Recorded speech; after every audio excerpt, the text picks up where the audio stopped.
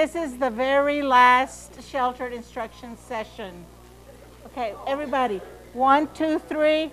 Oh, well, I am disappointed because I have enjoyed interacting with all of you and learning along with you. So I sincerely am sorry that this is our last session together, but there'll be other things later on, not after school, hopefully, but in the summer we're planning some more sheltered instruction training for us. Because we've just, in these last 3 sessions and the one today, we've kind of just are introducing the ideas underpinning all of sheltered instruction in the 4 domains. And today, the focus is going to be on writing, the last TELPUS domain. And who can remember what is TELPUS? Okay, what is it for? You don't have to remember what each of the letters stand for. It's to help the child that's English language, proficiency. Okay, it's the system that the state of Texas has put in place to make sure that our English language learners are learning the academic English that they need to be successful in our classrooms. So otherwise that they're learning not just English, enough to go and say, hello, my name is, it's the academic English of the classroom, the language of academia, of tests, of textbooks. That's what TELPUS is evaluating, to make sure that that is happening. Because ultimately, the goal for all teachers, for all of the students that are in our classrooms, is that they master the content that we teach. And if they haven't mastered the academic English that they need, then they're not going to master that content. So that's what that system of evaluation is. So therefore, that's why Rhonda and I selected the 4 domains of TELPUS that work to organize our sheltered instruction training that we've engaged you in. So the first one that we engaged you in was in the listening. We shared strategies with you as to how to support the development of those skills. They need to listen, and they need to be able to, as they are listening, that comprehensible input has to be happening. They just are not hearing stuff, but that they're actually understanding what they are hearing in your classrooms. Then the second sheltered instruction session was on developing their own speaking skills. How can they use academic English to communicate their thinking in your content area? And then the third one that we did last time was in reading. How can they process the academic text that they are encountering in all of the content areas? How can they process that information to the level of mastery, the same degree of mastery that their English dominant peers are able to do so?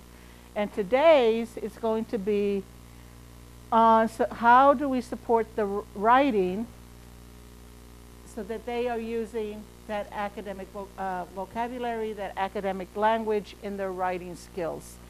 And before I scare off all of the math and science teachers that are sitting here, I said, I didn't become a teacher so that I could teach writing. Well, you're not going to leave today knowing how to guide a writer's workshop. That's an entire different set of skills that the ELA teachers are doing an awesome job in their classrooms. So what we need from the content areas is we need that practice that our Ls need outside of the classroom and also outside of the ELA classroom. And the other thing also, ELA teachers, can one of y'all share with us what is the type of writing that is the most challenging, not just for our Ls, but for all students? Expository. Did you hear that? It was almost a unanimous response from all the ELA teachers. And where do they get authentic opportunities to practice expository writing, guys? Science, math, and social studies. Science, math, and social studies. So that's what we're going to focus on today. You're going to focus on instructional strategies that will improve the student writing in your content area so that they can master that content information. And you will do so because you will use some of those same strategies. Those same strategies that we expect you to take back and use with your students are the strategies that you are going to use today. And you're not going to leave today as a master writing teacher. You're going to leave today as a wonderful content teacher that you've added yet one more tool to your tool belt that's going to support the mastery of the content that you're teaching. Okay. And then as we've always strived to do, we're giving you a little bit of research information, and this particular research study report came from the College Board and the National Commission on Writing. This is the latest report from that commission. And basically what their research report told us is of those 4 domains that we have been focusing on, the one that is most neglected is writing. And the other thing we know, those of us, Ms. Ristori, Ms. Zavala, that come to us with a bilingual background or training, know that writing is the very last skill that our ELs pick up. It's the very last skill also. So there might be a connection there, don't you think? It's the most neglected, writing is the most neglected skill across the board in our schools, and then it's the last skill that our ELs pick up. So that's food for thought. And the other thing that I wanted to share with you, there's always a rationale and a reason why we're focusing. So the reasons that we decided to focus on the speaking, reading, listening, writing domains is because that's how they're going to be evaluated. But one thing that I want to point out to you, and this came directly from the TELPUS Educators Guides. I've been involved with TELPUS since it began. I can't even remember. It seems like TELPUS has always been in my life, because when it started, I was an assistant principal at an elementary school in Austin. And at that point, none of the content teachers at 4th and 5th grade had been used to being asked to turn in writing samples as an evaluation of their students. And so what did we do? The other assistant principal and I ran around like chickens with our heads cut off. It's like, how are we going to get samples from math teachers that we know they don't write? We know you know, every once in a while they may have a couple of words that they label the numeric representation of an answer, and they may label it with a word or 2 words, but that's probably the extent of the writing that was happening back then. But the state was telling us you have to pick up a writing sample, and they can't all be from the reading and language arts teacher. So what did we do? We developed a writing prompt, and we handed it out during the TELPUS window that they give us to collect these writing samples, and the prompt was something like, the reasons I like math are, or my goals in science this year were to whatever. Now that sounds more like a writing prompt, ELA teachers, that you use for for expository or for, it's a narrative prompt. And what we were being asked to do by the state of Texas was to pick up expository writing from those content areas. Well, that has been the case since the very beginning. But now, TELPUS, just as TAKS evolved and now STAR has taken its place, TELPUS is moving more towards this. No more of those writing prompts. They were accepted last year, and we'll probably accept them again for another couple of years. But what the state of Texas is moving towards is we want authentic pieces of writing. Not a narrative writing prompt that was given to the kids the week that TELPUS writing samples were due. We want something that has been ongoing in the classrooms, that's directly connected to the content that's been taught all throughout the year. Now, science teachers, you guys have that amazing science notebook. And I've seen in a lot of science classrooms now that there is a lot more writing in science ever since they've had that, that notebook used in science. So maybe that might be something that math teachers might want to look at. But it has to be authentic classroom grounded. And then the second part that's important from that directive is grounded in the content area text, the essential knowledge and skills. So whatever the tech is that's guiding your instruction, then that should be what the writing is connected to, not a narrative writing prompt. Okay? Okay, so the first strategy that we're going to share with you today, and I'm going to ask you to use the lines on the side of the slide that says admit ticket to respond to this prompt. How comfortable are you using writing as an instructional tool? Is your level of comfort high or low or somewhere in between? So on the notes section beside the slide, write a statement explaining your thoughts. So write a statement explaining your thoughts. It does not have to be a dissertation. You know, a statement. So I'm going to give you 1 minute. Go. Okay, stop. Minute's up. Okay, first of all, before we move on and talk a little bit more about this strategy, did y'all think that the time I gave you seemed to be a really long time? For those of you that are not used to writing? For kids, if you give them a minute, it's going to seem like it's going to go on forever and ever. When Rhonda and I first put this training together, we gave the participants 3 minutes. And they wrote, and then they put their pencils down and started looking around. And we discovered that even for adults, 3 minutes was probably too much to just look at that blank sheet of paper and just start writing. A minute, especially if you take this particular strategy back to your classroom and use it with kids, a minute to start off with is more than enough.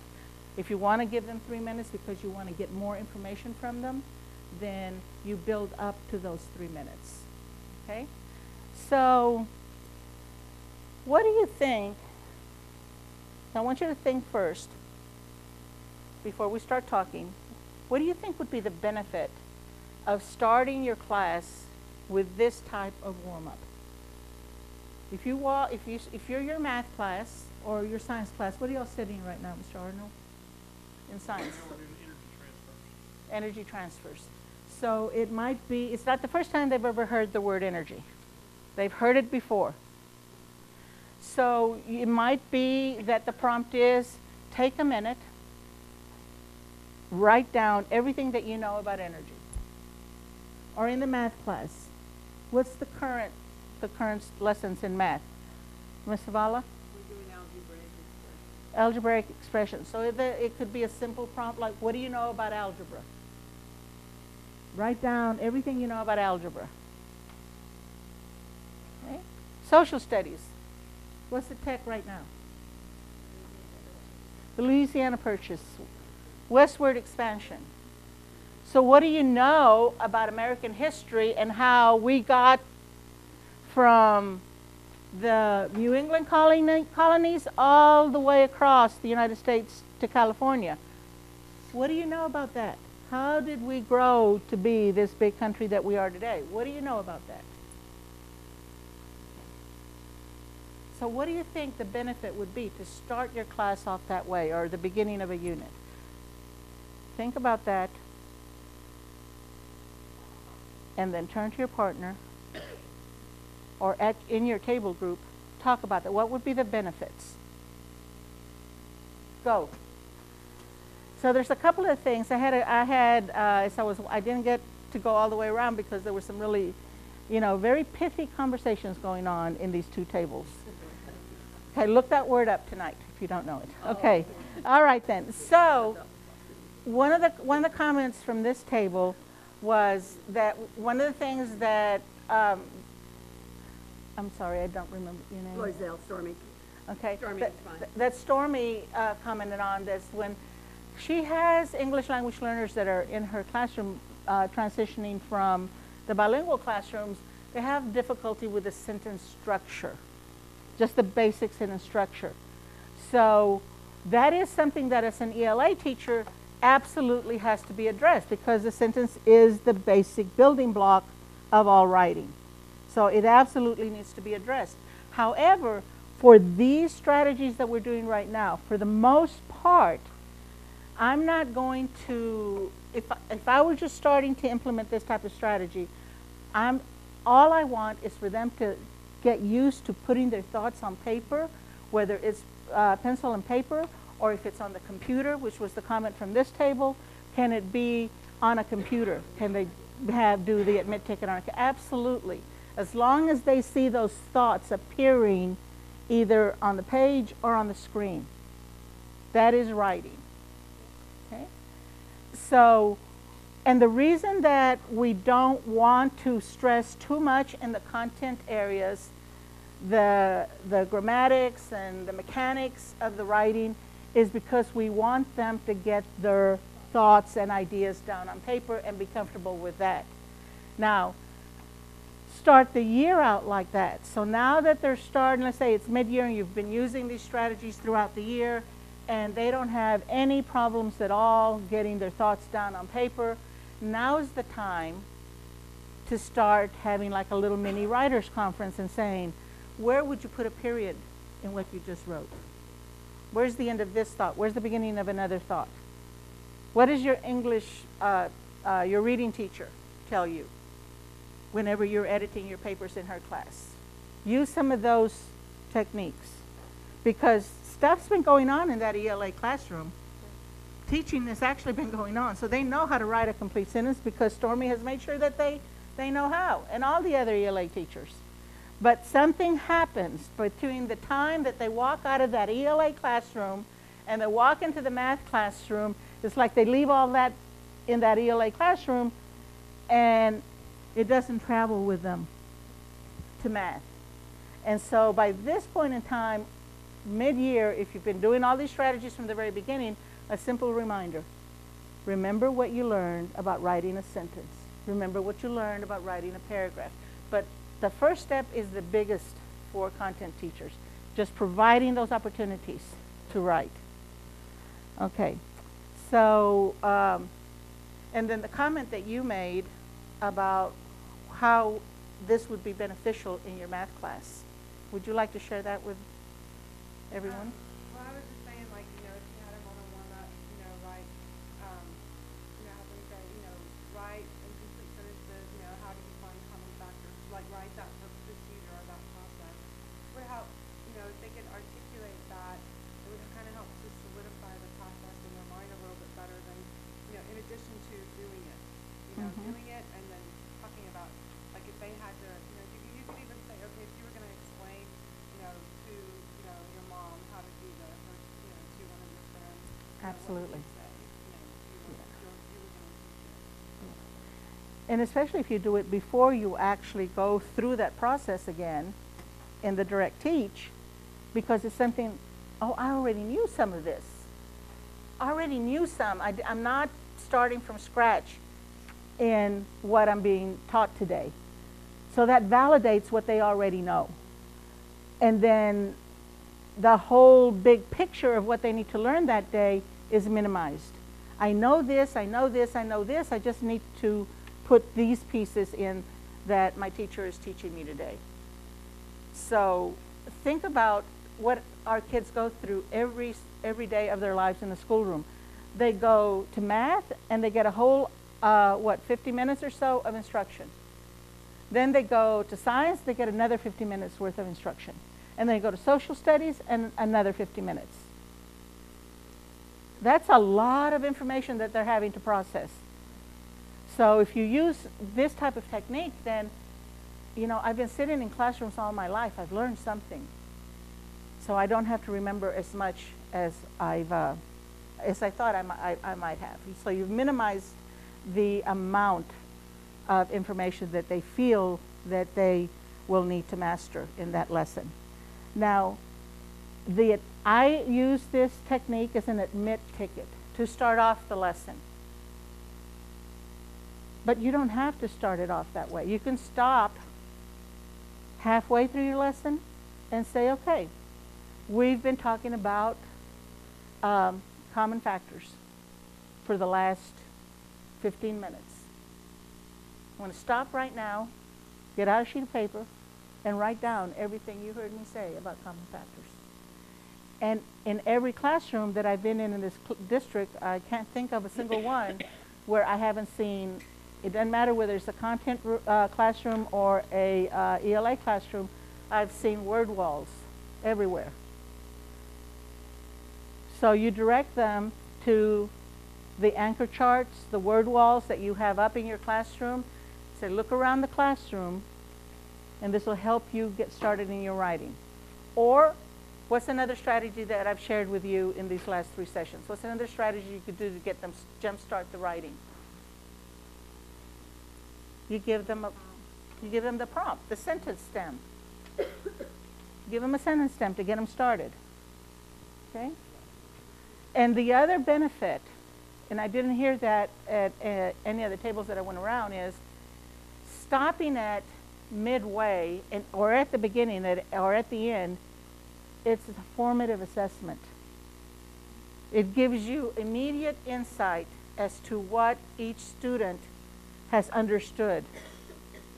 What they came to you with, if you do it at the beginning, and you can build on that, or if you do it halfway, what they've understood to that point and what you need to go back and reteach, or at the very end, you know, I did my best, and this is all they got. I need to go back and rethink how I'm delivering this information.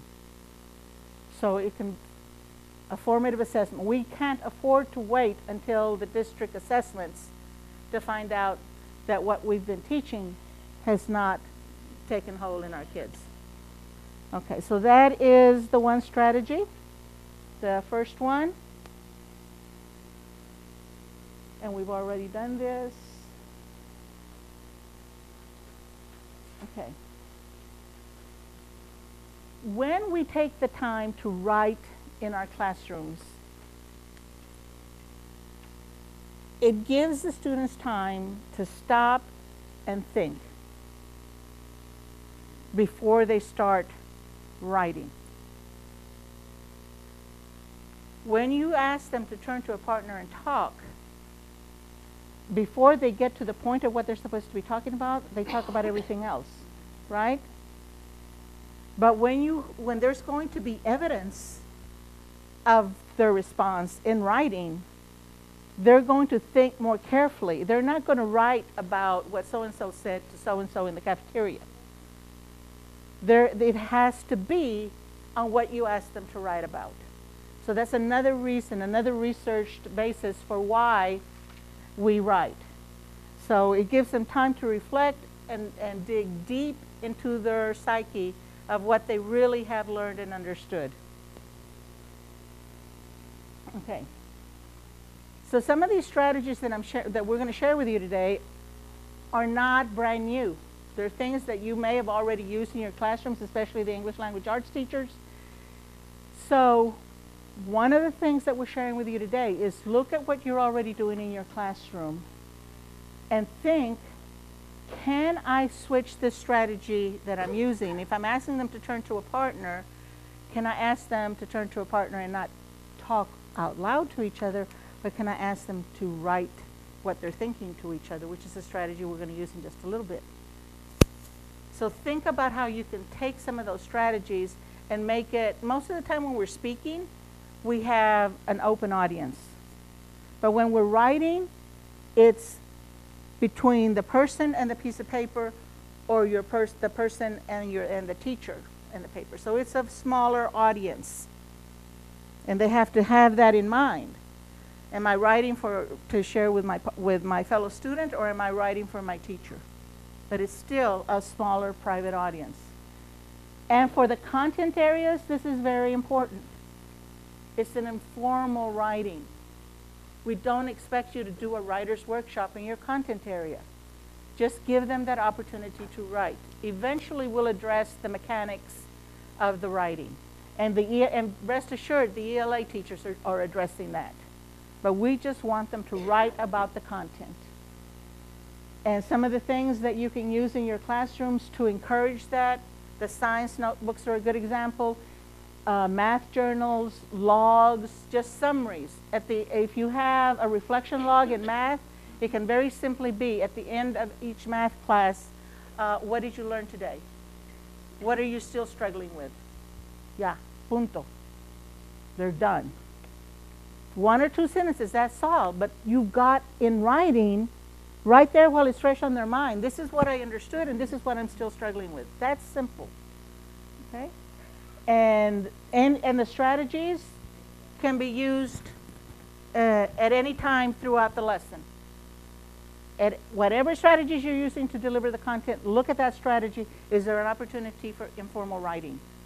That's the question that we need to ask ourselves. And it usually works best if we're engaging them in those big ideas and skills for our content. Although in math, procedural writing is excellent also. Okay? And what all the research is telling us is that if we do that in the content area, it'll force them to focus on higher order thinking skills, because they're not wasting time just talking about all the social stuff. The writing forces them to focus on the content. And they're analyzing and summarizing, and it's not just plain social communication. Okay.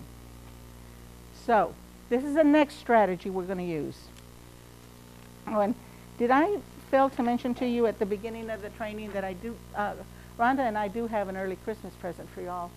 This training is only going to take an hour. We're not going to take 90 minutes. Okay. So, okay. So, the next strategy that we have for you, instead of doing it the way that we originally thought, we're going to change it up a little bit. I'm going to give you a different prompt other than the one that's on the slide. So listen carefully. This strategy is called nonstop writing. And on your tables, you have some paper, some lined paper, and then you have some colored pencils. Okay, so listen up. This is what you're going to do. Each of you is going to take a piece of paper. Everybody has their own piece of paper. Go ahead and do that. Everybody has their own piece of paper. And if I didn't put enough paper out for you, I have some more. Okay?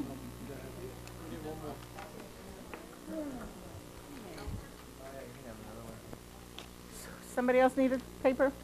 No, we got it. Busted. She already. Okay. Now, this is the next set of the logistics for this strategy. Listen up. Not everybody has a colored pencil. Some of you came with your own writing utensil. So this is what's going to happen. You are going to have to absolutely find a partner of two. It can't be three. It has to be two.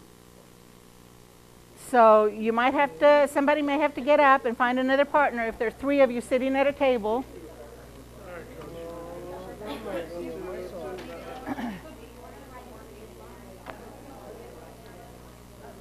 Okay, we need someone over here. Okay. Yes, everybody needs a partner. Okay, everyone has a partner. And Mr. King, over here, we might need someone to come in because you're fine? Okay, all right. So this is the next set of instructions. Now you're with your partner. Will one of you use your own personal writing utensil to do your writing, and the other one get a colored pencil? And then put your name on top of your paper, of your lined paper. Just put your name. Okay.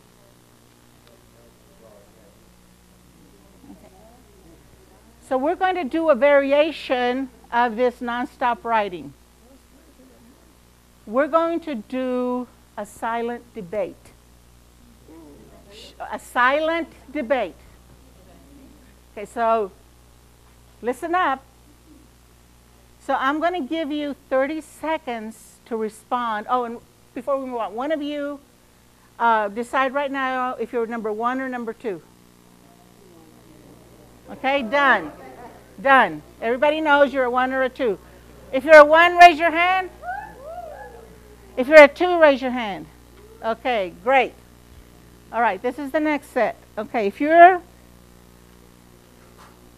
are number 1, you're going to take the opposing side to this argument. The other day, I was on my way into work, and I heard on the radio that there is actually a group in the state of Texas that is lobbying for the state of Texas to secede from the Union. Okay? So, your argument, your debate, you are for secession, number 1s. You will write, okay, hold on, listen up. Listen up. Number 1s, you will write 1 reason. I will give you 30 seconds. When I say go, not yet. 1 reason. You are in favor of Texas leaving the United States and becoming its own country. Okay? So think about why that makes sense to you. All right, now number 2s. Number 2s, you are against Texas leaving the United States. You want Texas to remain a part of the United States. Think of 1 reason for that. So when I say go, shh. Okay, listen up. When I say go, you will have 30 seconds to put your thought down on the piece of paper. No talking. Both of you. You write down your reason for why you want us to stay as part of the United States, and then the other person writes why they think we should leave and become our own country. Okay, but there's no talking. No talking. Right now, raise your hand if you have a question about the procedure. But there's no talking. No talking. Okay. Okay. Okay. You have 30 seconds. Go.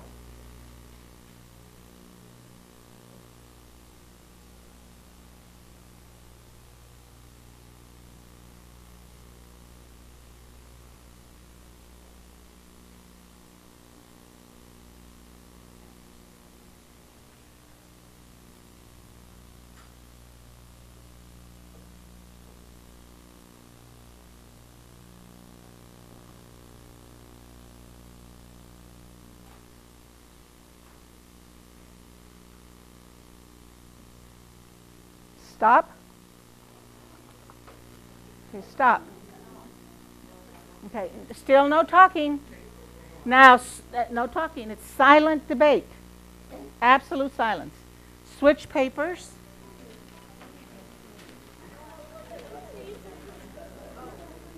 No talking. Read what your partner said and respond to them in writing. And for this part, I'll give you a minute. Read what your partner wrote and respond to them and tell them why they're wrong and you're right. Okay. Go.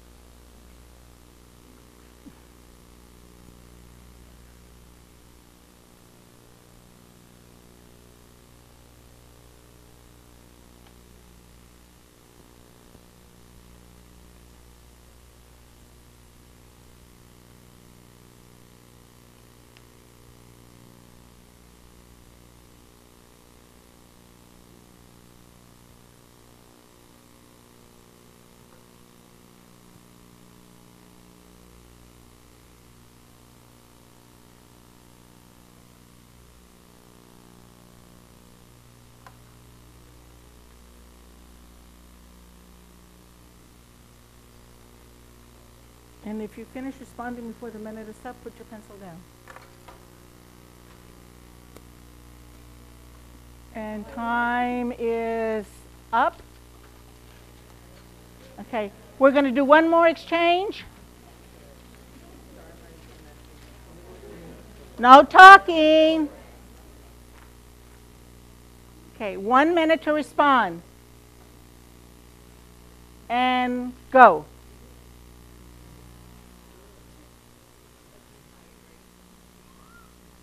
No talking.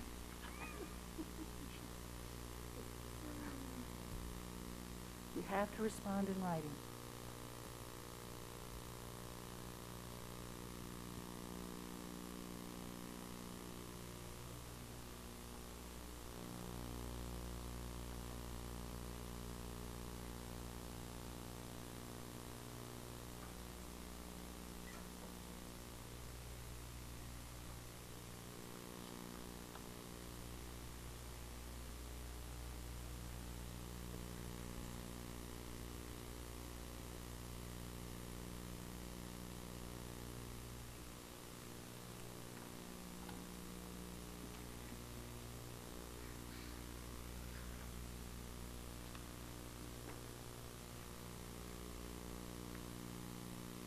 Stop. So what happens when you can't talk and you have to support your ideas?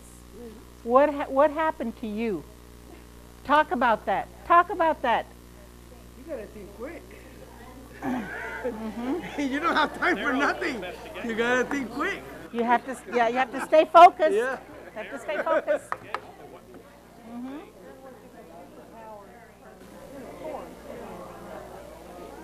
Implement military. Otherwise, Y'all are more interested in who's going to win, right? Are we going to leave or not? So what happened to you as you were debating in this way? What happened to your thinking process? You had to slow it. Yeah, you had to slow it down, and as you said, you had to really. What was your word? You got to focus. You didn't have time to daydream. Okay. So think about the power of doing this type of approach to begin a lesson or westward expansion. Oh, that is a gold mine for a silent debate. Did they have the right to take over the indigenous people's lands? Just so. Just so, okay? In math, you could have two students that solved the same problem 2 different ways, and they could debate about which one was the best way. And while they're doing that, they're going to have to bring in some mathematical support for their way to solve the problem. So what is that going to happen when they do that in math? It's going to deepen, as you said earlier, their understanding of the process and the concept while they're doing this. Okay? Now, for your students, I don't know. You know your kids better than anybody else. I don't know if I would start out the debate right away, the exchange. What I might do the first time is give them a prompt, and one of them would just draw and say, okay, you're for this and you're against it. And you have to find support for it in the information that we have shared with you. And then once they have some of that background knowledge, you as adults have a lot of background knowledge. We've lived in this state, in this country for a long, long time, and we have our opinions. But our students, I mean, they're still more or less blank slates. So we have to give them some information in order for this to be as successful as it could be. So you might start not with a debate, but tell me everything that you know about westward expansion, like we did the admit tickets. Do the admit ticket first, and then do it in a nonstop writing. Okay? Or it could actually just be nonstop. Keep writing for 3 minutes, everything you can think of. Okay? So let's move on to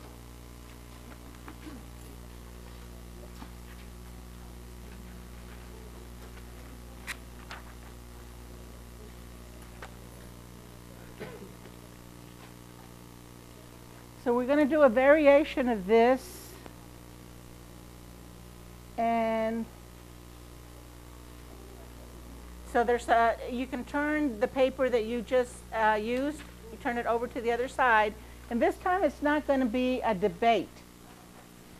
This time you're going to share the information that you know about a mathematical representation that I'm going to show you on the next slide. And it is a little bit challenging, and I know that not all of us that are sitting here feel very comfortable with math, but that's okay. That's part of this process that we're going to be engaged in. Yes. So, and we're going to do it the same way we just did the silent debate. Each of you will be writing in a different color. You'll have your own piece of paper. Okay. And then this is a way that you could scaffold this whenever you're asking students to do something like this in the classroom with something that they might not feel comfortable with. Just like some of you, when you saw the directions on the slide and you said, oh, math, this is not your favorite subject. It wasn't my favorite subject. Okay? So how do we scaffold this? Well, some of the things that we have already in the classroom, we have word walls, the word banks in our classrooms. We jumpstart with some questions that they could begin answering. So for our purposes for today, we're only going to focus on the first column. So the first column, which is, what do you think you know about this fractional representation? And so underneath that column, I have some sentence stems to help you get started. So, yes, so what you have is a set. You have a group of 7, what do you call those, Mr. Arnold?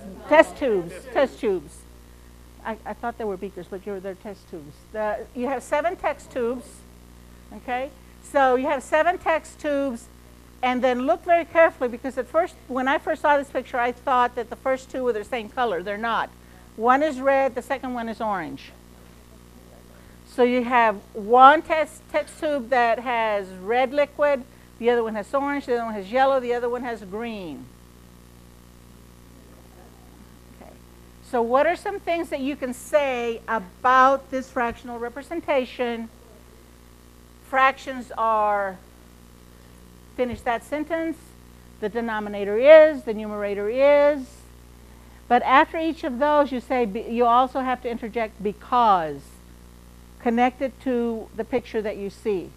So if I were to say the denominator is 7 because there's a total of 7 in the set.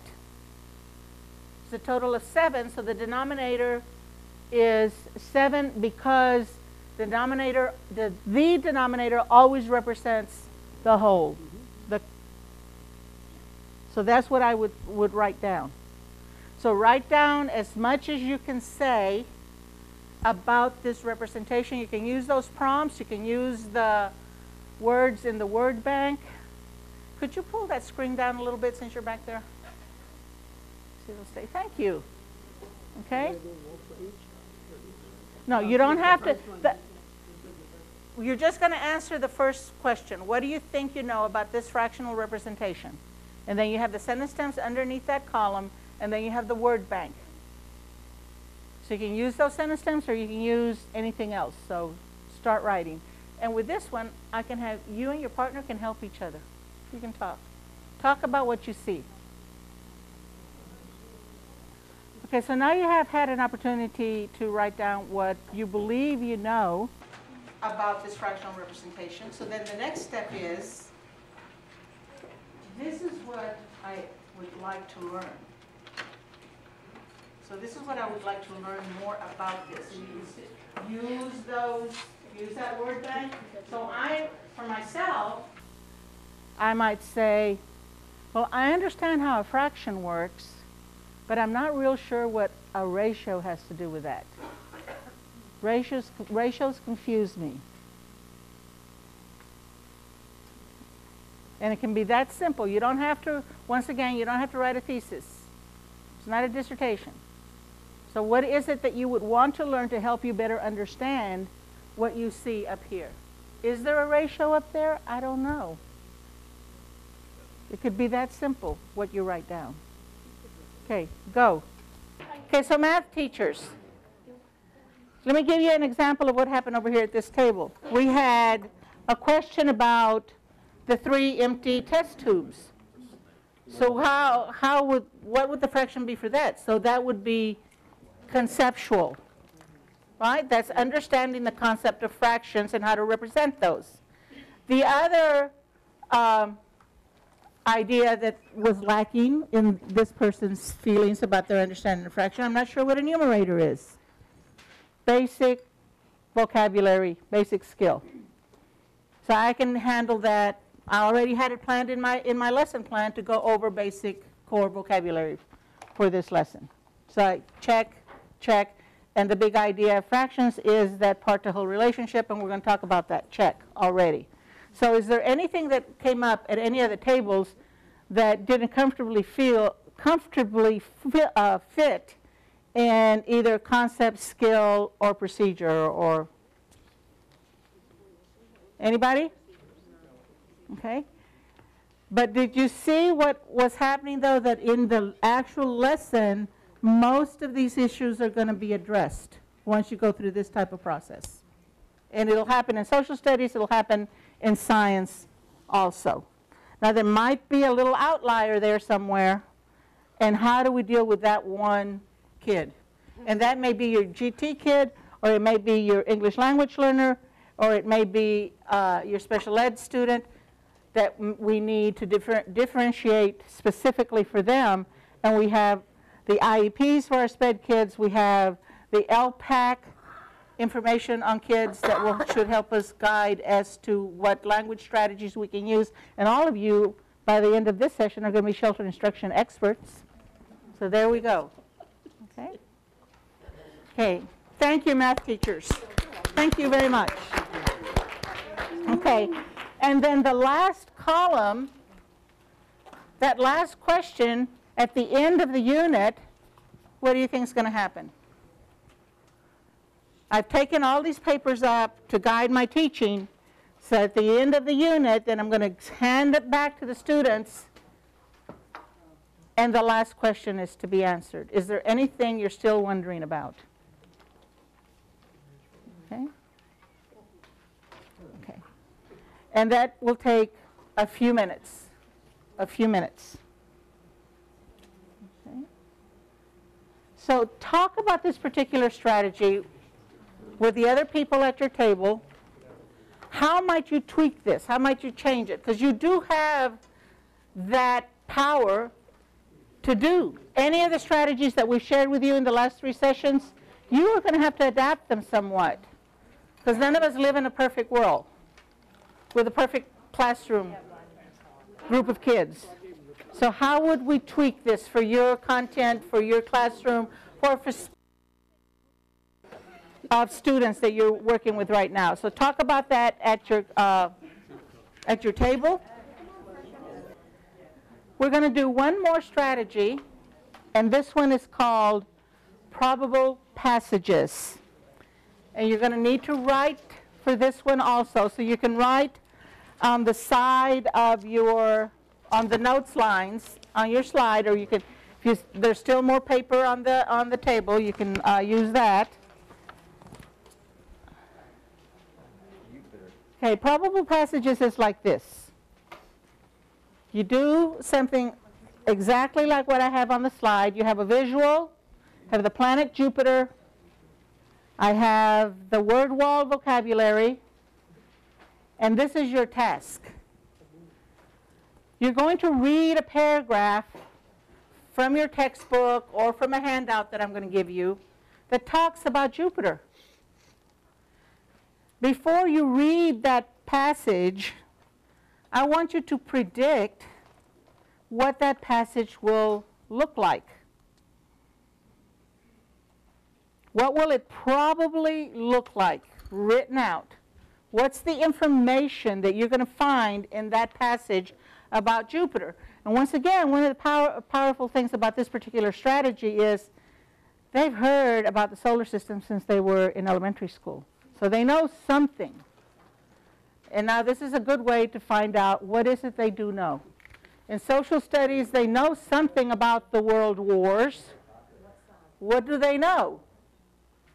So we might just do the same thing that we've done with Jupiter, but put World War II. What do you know about that? It may only be that I've heard stories about my great-grandfather or my grandfather that went off to war.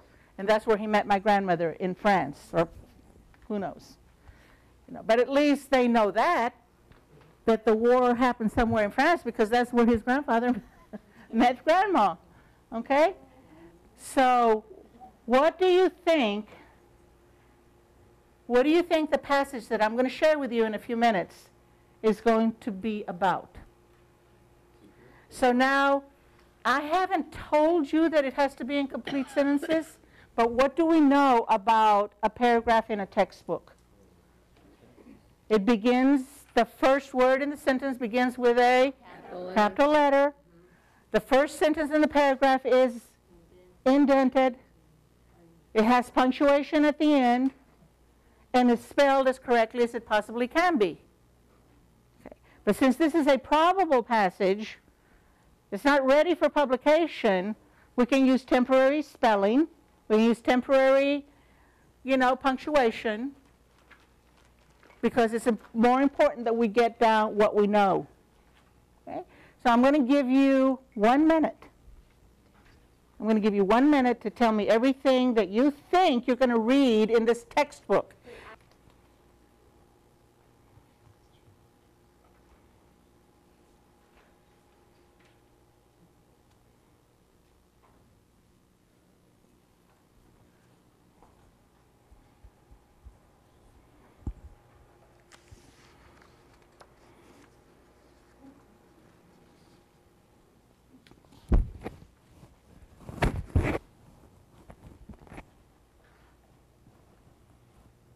You have about 15 seconds.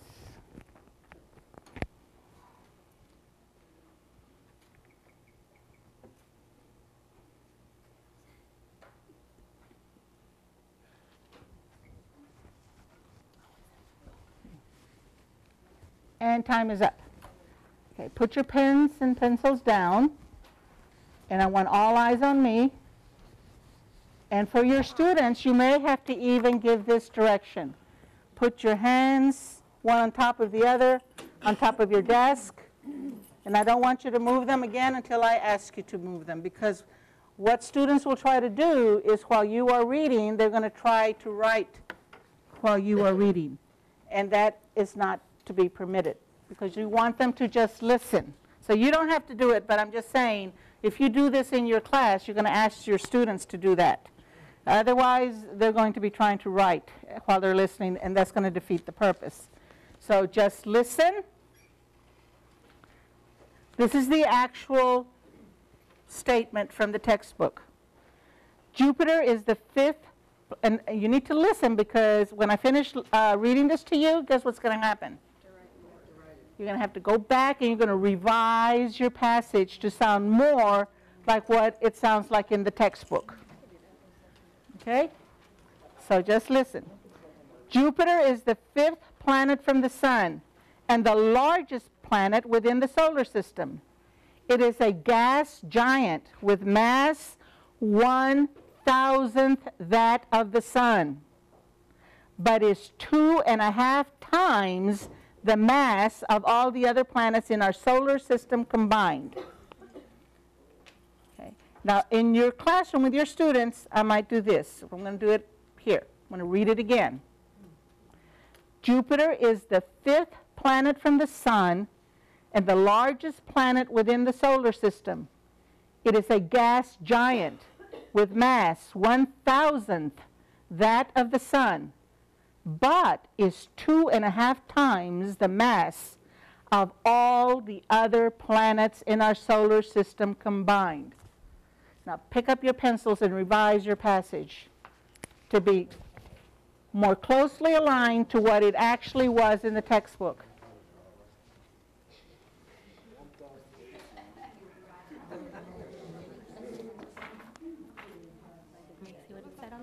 The mass was 200. 1,000th.